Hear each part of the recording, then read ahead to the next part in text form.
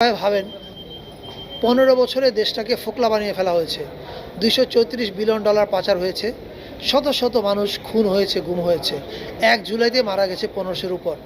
Police বাহিনী শেষ করে দেওয়া হয়েছিল, আমলাতন্ত্র শেষ করা হয়েছিল।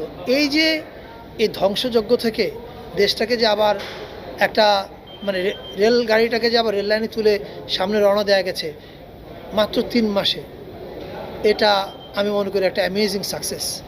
হ্যাঁ, আমরা সব অর্জন করতে পারিনি, কিন্তু আমি নিশ্চিত আমরা ঠিক পথে হাঁটছি। আমরা বলতে শুধু আমি আমাদের সরকারের কথা বলছি না, বাংলাদেশের মানুষ ঠিক পথে হাঁটছে।